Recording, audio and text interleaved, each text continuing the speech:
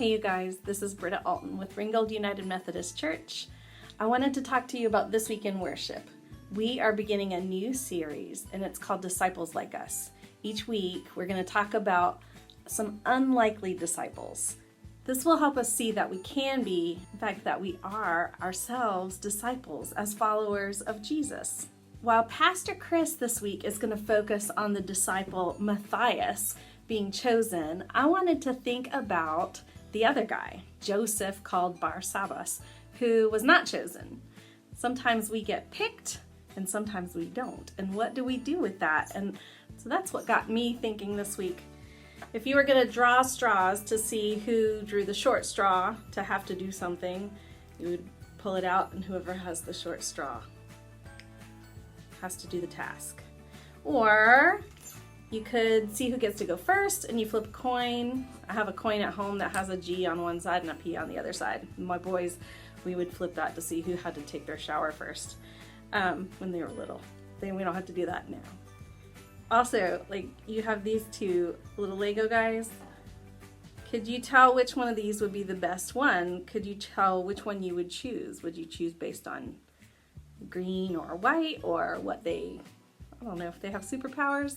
Anyway, all of that just to say, sometimes we get chosen and sometimes we don't. And sometimes the fact that we don't can be tough, but as we look through the scriptures this week, as we talk about Matthias being chosen, I want you to know that the other guy, Barsabbas, went on, as tradition tells us, to become the bishop of Eleutheropolis. Eleutheropolis. He was a leader in an important city. Not being chosen just tells us that we're going to be going on a different path. You never know where your journey will take you, but if you're listening to God, it's bound to be some amazing places that God will take you. I don't know if you know this, but when I interviewed a long time ago to become a children's director, it took 3 interviews, 3 different times before I was chosen to be the children's director. And so I just kept doing what I felt like God would have me do in the meantime, and I think that's what Barsabbas did as well. I want you to know that this week in Sunday school, we're going to learn about Peter's faith. And if you read the story of Matthias being chosen, which is in Acts chapter 1, verses 12 through 26, then you'll see that it was Peter who stood up and explained what the qualifications were and why they needed to choose somebody and who would be eligible to be chosen. So it was through Peter's faith we see that disciples tell others about God and Jesus. Also, if you haven't been with us yet for the month of August, in Wiggle Worship, we will be focused on learning the fruits of the Spirit. There are 9 of them. If you know them, bring that knowledge with you, and when we meet, we'll talk about them some more.